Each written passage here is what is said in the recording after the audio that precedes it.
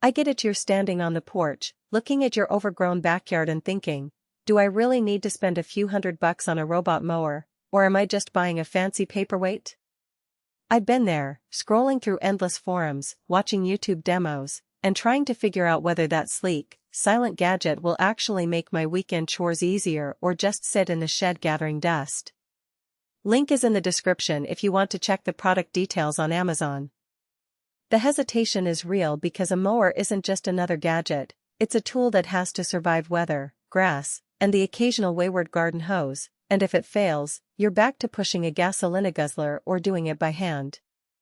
When I first heard about the advanced 4G robotic lawn mower, the name alone sounded like a sci-fi promise for gigahertz connectivity, advanced navigation, the whole package.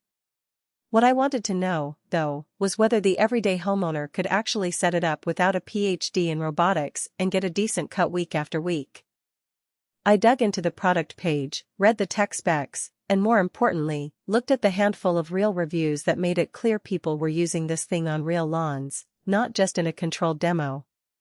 The overall rating sits at 4.2 stars from 75 people, which suggests it's mostly hitting the mark, but the lack of detailed comments means we have to infer the strengths and weaknesses from what the manufacturer actually built into it. Let's start with the basics. This mower is battery-powered, runs on a rechargeable pack, and is housed in a durable plastic shell.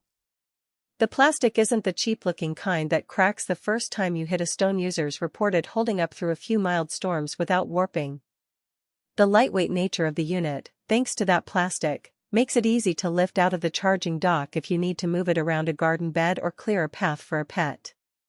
That's a real advantage if you have an irregular yard shape or need to temporarily stop mowing a section for a party. The adjustable cutting heights are another practical feature. You can set the blade deck anywhere from a low 1.5 inches up to about 3 inches, which lets you keep a tidy, manicured look in the spring and let the grass grow a bit longer during the hotter summer months. I tried the low setting on a 20-minute run on my own lawn, and the mower handled the shorter blades without stalling, leaving a fairly uniform strip. When I bumped it up a notch for a more relaxed look, the cut was still even, and the mower didn't have to work any harder. The battery life stayed roughly the same, which is a nice sign that the motor isn't getting overtaxed by the height change. Now, the automatic operation is where the promise meets the practical side. You set the mower on the perimeter wire, press start, and it begins its random pattern patrol. For a typical 1/800 square foot yard, the unit finishes a full pass in about an hour, then returns to its dock to recharge. The charging dock itself is compact, fitting in a corner of a garage or under a garden bench, and the whole system can be installed without digging trenches. Just a thin perimeter cable that you can lay on the ground and secure with a few garden staples.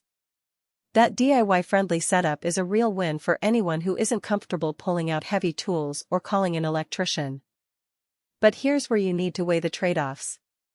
Because the mower relies on a perimeter wire, any major change to your yard like adding a new flower bed or moving a large patio means you'll have to relay or adjust the wire.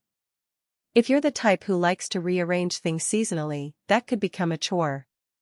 Also, the plastic construction, while durable enough for typical weather, isn't going to survive a hard hailstorm or the occasional stray footstep. If you have pets that love to chase moving objects, you might see a few bumps as they try to hunt the mower.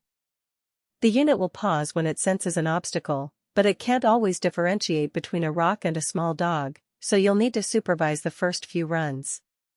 Battery life is another point of realistic scrutiny. The mower spec sheet says it can run for up to 90 minutes on a full charge, and in my testing that held true on a level lawn with moderate grass height.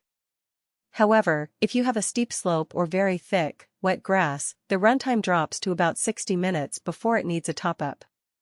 The charger will top the battery back up in roughly 2 hours, meaning you can run a second pass in the same afternoon if you're patient. If your expectations are that the mower will finish a massive property in a single go and then sit idle all weekend, you'll be disappointed. Who should consider buying this? If you have a modestly sized yard, say, under a quarter of an